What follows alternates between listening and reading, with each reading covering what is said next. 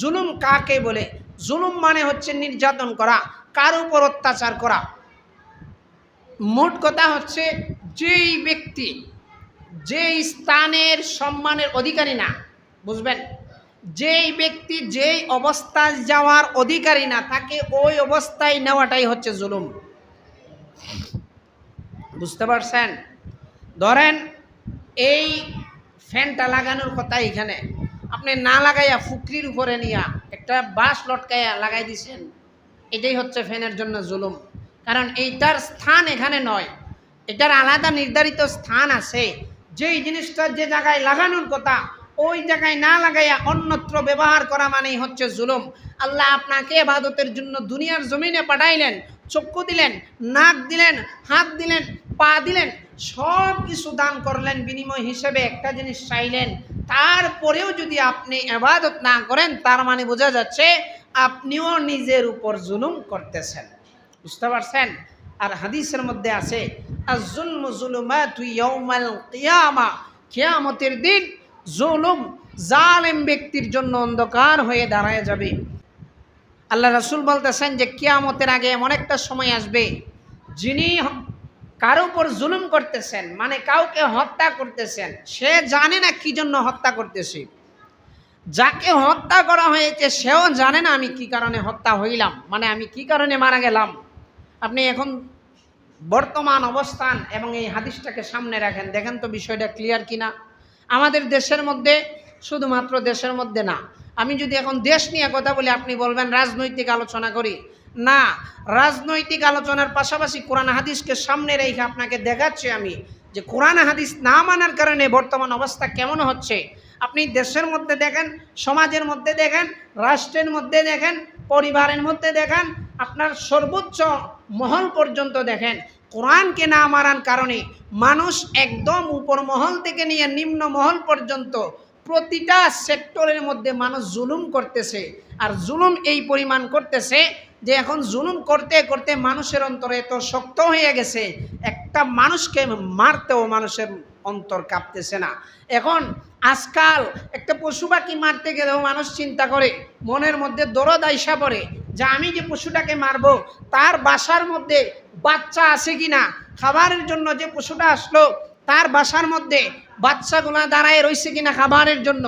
কিন্তু আজকাল মানুষ নামে কিছু হাইওয়ানগুলা এমন অবস্থায় দাঁড়াইছে যে এখন মানুষগুলারে মারতে গেলেও তাদের অন্তর কাঁপে না।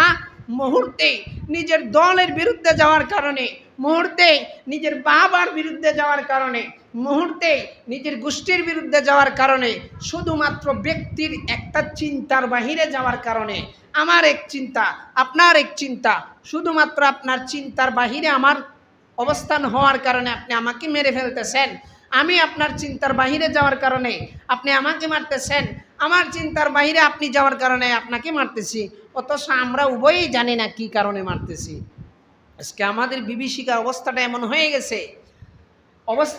হয়ে গেছে, মানুষকে পাথর দিয়ে নিক্ষেপ করে মারতেছে। আইয়ামে জাহিলিয়াতকেও আজকে বাংলাদেশের মানুষ পিছনে ফেলাই দিছে, অথচ এইগুলা নিয়ে বললেই সমস্যা হয়ে যায়। আজকে মানুষ আইয়ামে জাহিলিয়াতের যুগের চেয়েও খারাপ হয়ে যাচ্ছে। মেয়ে বিবাহ করতে চাচ্ছে 40 বছরের লোক, 12 বছর 15 বছরের মেয়েকে বিবাহ করতে চাইতেছে 40 বছরের বুড়া বেড়ায়। কেন ওই ব্যক্তির কাছে মেয়েকে বিবাহ দিল না, এই জন্য মেয়ের বাবাকে জায়গায় হত্যা করা হচ্ছে। এমন অবস্থান বাংলাদেশে চলছে। টাকার লেনদেন থাকতেই পারে, আপনার সাথে আমার শত্রুতা থাকতেই পারে, এই জন্য হুট করেই গুলি করে মারতে হবে, এটা তো ইসলামের কোনো শিক্ষা না। শুধুমাত্র ইসলামের শিক্ষা না, এটা মনুষ্যত্বের কোনো প্রকারেই পড়তে পারে না। এজন্য মুসলমান, যেই জিনিসটা বলতে চাচ্ছিলাম, আপনাকে রবের দরবারে দাঁড়াইতে হবে, রবের সামনে দাঁড়াতে হবে, এই জিনিসটা আপনাকে চিন্তা রাখতে হবে। সমাজের প্রতিটা সেক্টরে এখন জুলুম হচ্ছে। এমন এক যুগ আইসা পড়ছে নিজের বাবাকে সন্তান মেরে ফেলতেছে, নিজের সন্তানকে মা ভিস্কা হয়ে মেরে ফেলতেছে, নিজের মা তো মারা যাইতেছে, সাথে সন্তানকেও মারতেছে, নিজের ছেলে বাবারে হত্যা করতেছে, নিজের সন্তানকে বাবায় গলা কেটে হত্যা করে ফেলতেছে। মানে অবস্থা এমন হয়ে গেছে পৃথিবীটা বসবাসের আর কোনো উপযোগী নাই। আর যদি রাজনৈতিক অবস্থানের দিকে যান তাহলে তার বলাই লাগে না, কথা বললেই গুলি, মানুষকে আর মানুষই মনে করতেছে না। অথচ তাদের যে আখেরাতে আল্লাহ পাকের দরবারে দাঁড়াইতে হবে, এই বইটা কিন্তু নাই। এজন্য ভাই আপনাদের প্রতি অনুরোধ থাকবে, আপনি দল করেন কিংবা যাই করেন না কেন, দিন শেষে মরার সময় আপনার সাথে কোনো নেতা এমপি মন্ত্রী যাবে না।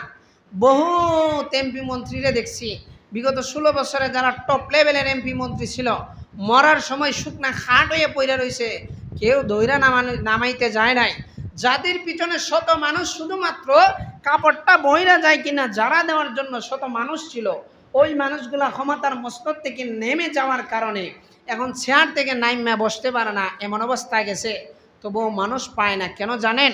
আপনি বড় রাজনীতিবিদ হওয়ার চেয়ে, রাষ্ট্রের বড় রাজনীতিবিদ হওয়ার চেয়ে এলাকার জন্য ভালো মানুষ হন। রাজনীতির যাতা কলে পিষ্ট হয়ে একসময় মানুষ আপনার পিছনে ছুটবে, কিন্তু আপনি যদি ভালো মানুষ হন, আপনি মারা যাওয়ার পরেও বলবে যে এই মানুষটা ভালো ছিল। এই জন্য শুধুমাত্র রাজনীতির পিছনে না ছুইটা সমাজের মানুষের কাছে ভালো মানুষ হওয়ার চেষ্টা করেন। রাজনীতি আজকে চেয়ার আছে, কালকে নাই, পরের দিন চলে যাবে, কিন্তু আপনি যদি ভালো একটা সন্তান হইতে পারেন, এলাকার মুরব্বী থেকে নিয়ে যুবক সবাই আপনারা সম্মান করবে। কেন? কারণ আপনি ভালো আচরণ তাদের সাথে করছেন। তো এই জন্য অনুরোধ থাকবে, আমরা সর্বক্ষেত্রে জুলুম থেকে বেঁচে থাকবো, জালেম হওয়া থেকে বেঁচে থাকবো।